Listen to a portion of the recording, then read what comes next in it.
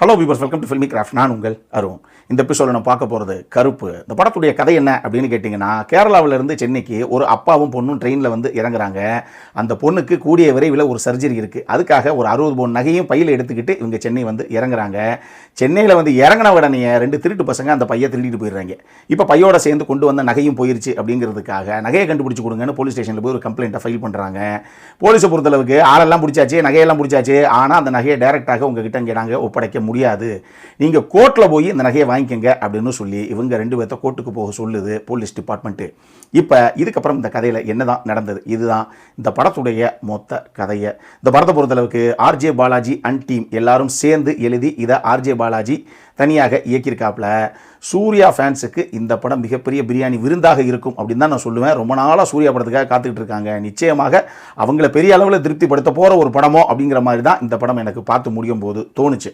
இதில் விஜயோட அஜித்தோட நிறைய ரெஃபரன்ஸு உள்ளே இருக்குது. அந்த மூமெண்ட்ஸ் எல்லாமே தியேட்டர்ஸில் டெஃபினட்டாக அந்தந்த மூமெண்ட்டுக்கு தெரிச்சிருக்கு அப்படின்னு தான் நான் சொல்லுவேன். ஆனால் இந்த படம் பார்க்கும்போது அக்ஷய்குமார் நடித்த ஓஎம்ஜி அப்படின்னு சொல்லி ஒரு படம் ஒன்று இருக்குது. ஒரு சாமானியனுக்காக கடவுளே களத்தில் இறங்கினா என்ன நடக்கும் அப்படிங்கிற ஒரு கதையை பற்றி பேசின ஒரு படம் அது. பார்ட் 1 பார்ட் 2 வந்துச்சு. நம்மளே 2 பார்ட்டையும் விமர்சனம் பண்ணியிருக்கோம். நம்மளுடைய ரெகுலர் சப்ஸ்கிரைபர்ஸு ஃபாலோவர்ஸ்லாம் இந்நேரம் அந்த படத்தையும் பார்த்துருப்பாங்க. எனக்கு இந்த படம் பார்க்கும்போது கிட்டத்தட்ட அந்த மாதிரி ஒரு கதைக்களம் தாங்க அப்படின்னு ஒரு ஃபீலை தான் இந்த படம் கொடுத்தது. இந்த படத்துடைய பலமே இதனுடைய வசனங்கள் தான். ஒன்றுமே இல்லை, எங்க கோர்ட்டுக்கு போனால் தண்டனை கிடைக்கும் அப்படின்னு சொல்லி எல்லாரும் நம்புகிறாங்க இல்லையா. கோர்ட்டுக்கு போகிறதே ஒரு தண்டனை தான் அப்படின்னு யாரும் புரிஞ்சுக்கிறதில்ல அப்படின்னு சொல்லி ஒரு வசனம். கடவுளையே நம்பாமல் இருக்கவங்க கூட இருக்கான், ஆனால் கோர்ட்டை நம்பாதவங்க யாருமே கிடையாது அப்படின்னு சொல்லி ஒரு வசனம்.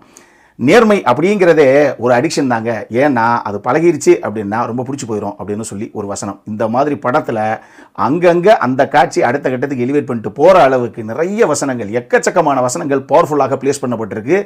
அதுதான் இந்த படத்துடைய மிகப்பெரிய பலமாக நான் பார்க்குறேன். இதில் சூர்யா ஒரு மனுஷன் அந்த கதாபாத்திரத்துக்கு என்னென்ன பண்ண முடியுமோ அவ்வளவும் பண்ணியிருக்காருப்பா. மிகப்பெரிய மெனக்கடல்கள் அவர்கிட்ட இருக்குது. ஒரு சீனையும் கிட்டத்தட்ட அந்த படத்தில் சூர்யா வர எல்லா சீக்வன்ஸுமே சீக்வன்ஸ் தான் அப்படின்னு நீங்கள் சொல்லலாம். அந்த அளவுக்கு எல்லா சீக்வன்ஸையுமே தன்னுடைய பெர்ஃபார்மன்ஸ்லையும் அந்த ஸ்க்ரீன் ப்ரெசன்ஸ்லையும் அடுத்த கட்டத்துக்கு எடுத்துகிட்டு போயிருக்காரு சூர்யா.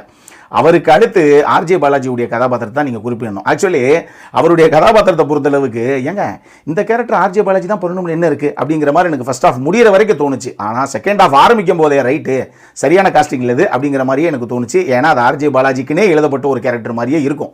அது சூப்பராக பண்ணியிருப்பாரு. செகண்ட் ஆஃபில் ஒரு கோட் சீனில் வரும், அது அங்கே தான் ஆரம்பிக்கும். நான் சொல்கிறத விட அப்புறம் நிறைய ஸ்பாயிலர் ஆகிடும். நீங்கள் படத்தை பாருங்கள், உங்களுக்கு தெரியும். ஆர்ஜே பாலாஜியும் அந்த கதாபாத்திரத்துக்கு என்ன தேவையோ அதை நீட்டாக கொண்டு வந்தார். இந்த 2 பேர் போக த்ரிஷா, நட்டி, இந்திரன்ஸ், அனகா, மாயா, ரவி, தீபா சங்கர், வடிவேல் முருகன், ஆடுகளம் நரேன் அப்படின்னு சொல்லி இன்னும் நிறைய ஆர்டிஸ்ட் இருக்காங்க. எல்லாருமே அவங்கவங்க எடுத்துக்கிட்ட கதாபாத்திரத்துக்கு என்ன தேவையோ அதை நேர்த்தியாக நீட்டாகவே கொண்டு வந்தாங்க ஸ்க்ரீனில். மனிதன் படத்தில் கமலக்கண்ணன் அப்படின்னு சொல்லி சும்மா ஒரு விட்னஸாக ஒரு கேரக்டர் கூண்டில் ஏறும், சும்மா அட்டகாசமாக பெர்ஃபார்மன்ஸில் பிச்சு படல் எடுத்துருப்பாப்புல அந்த ஆர்டிஸ்ட். அந்த மாதிரியே இந்த படத்துலையும் சண்முகம் அப்படின்னு சொல்லி ஒரு கதாபாத்திரம் ஒன்று வரும். செம்மையான கேரக்டரைசேஷனு, அது பார்க்கும்போது கொஞ்சம் வலிகள் நிறைந்த ஒரு கதாபாத்திரம். அது அந்த ஆர்டிஸ்ட்டும் அட்டகாசமாக சூப்பராகவே கொண்டு வந்தாப்புல ஸ்க்ரீனில். ஜிகே விஷ்ணுவுடைய சினிமோட்டோகிராஃபி இந்த படத்திற்கு மிகப்பெரிய பலம். பார்க்கறதுக்கு விஷுவலி அப்பீலிங்காக, கலர்ஃபுல்லாக, ஸ்டன்னிங்காக இருக்குதுங்க அப்படின்னு ஒரு கூஸ் பம்ப் மொமெண்ட்ஸும் அந்த அளவுக்கு தெரிக்க விட்டுருந்தாப்புல.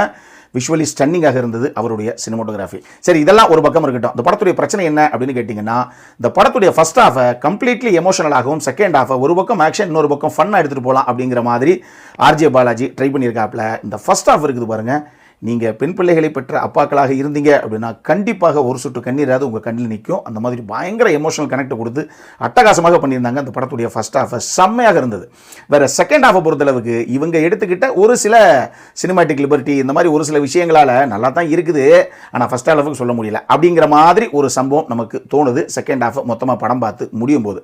இதுக்கு காரணம் என்ன அப்படின்னா, இந்த படத்தில் இந்த நகை கேஸ் ஒன்று சொன்னேன் இல்லையா, இது போக சிவதாவுடைய கேஸ் ஒன்று வரும். அதுலலாம் அவங்களுக்கு அகேன்ஸ்டாகத்தான் எல்லா விஷயங்களையும் கோர்ட்டில் ஆர்ஜே பாலாஜி சொல்லிட்டே இருப்பாரே தவிர அவங்கள சப்போர்ட் பண்ணி எந்த ஒரு வாதமும் எந்த ஒரு எவிடன்ஸ் லொட்டு லொசுக்குன்னு எதையுமே வைக்க மாட்டாங்க கோர்ட்டில். ஆனால் கடைசியாக அந்த கேஸ் எப்படி முடியும் அப்படிங்கிறத மட்டும் நீங்கள் பாருங்கள்.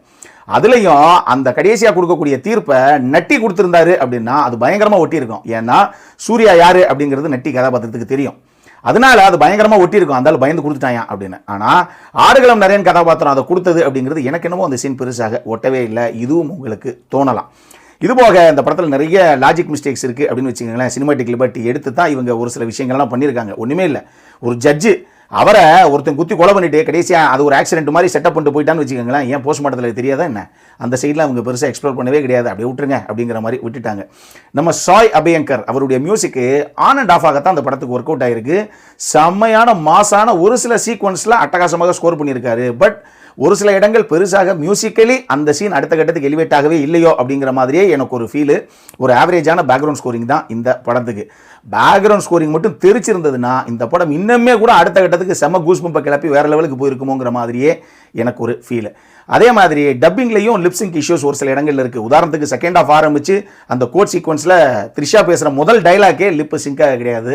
அந்த மாதிரி ஒரு சில பிரச்சனைகளும் இன்னொரு பக்கம் இந்த படத்தில் இருக்கத்தான் செய்யுது. மொத்தமாக நம்மளை பொறுத்தளவுக்கு ஒரு டீசெண்டான வாட்ச் இந்த கருப்பு. அதாவது எனக்கு இந்த படம் பார்க்கும்போது ஒரு நல்ல ஃபர்ஸ்ட் ஹாஃபுங்க, ஓரளவுக்கு ஒரு ஓகே அப்படிங்கிற மாதிரி ஒரு செகண்ட் ஹாஃப் அப்படிங்கிற மாதிரியே தோணுச்சு. அதுலேயும் குறிப்பாக இந்த படம் பிஎன்சி சென்டரில் இன்னுமே பெருசாக ஒர்க் அவுட் ஆகிறதுக்கு நிறைய வாய்ப்பு இருக்குது. அடல் கன்னட பொறுத்தளவுக்கு இந்த படத்தில் எதுவுமே கிடையாது. இந்த ரத்தம் தெரிக்கக்கூடிய ஒரு சில காட்சிகளை பொறுத்தளவுக்கு இதில் UA 13+ தான் இந்த படம் வாங்கியிருக்கு. பட் கண்டிப்பாக ஸ்ட்ரிக்ட்லி UA 16+. தலையை தனியாக வெட்டி எடுக்கிற மாதிரி காட்சி அமைப்பெல்லாம் உள்ளே வச்சுருக்காங்க. அதனால் இதை மைண்டில் வச்சுக்கோங்க. இந்த படம் இன்றைக்கி தியேட்டர்ஸில் வெளியாயிருக்கு. பார்க்கணும் அப்படிங்கிறவங்க ஒரு தடவை தாராளமாக பார்க்கலாம். அப்புறம் என்ன, இதே மாதிரி இன்னொரு வீடியோவோட அடுத்த முறை உங்களை சந்திக்கிற வரைக்கும் இட்ஸ் அருண் சைனிங் ஆஃப்.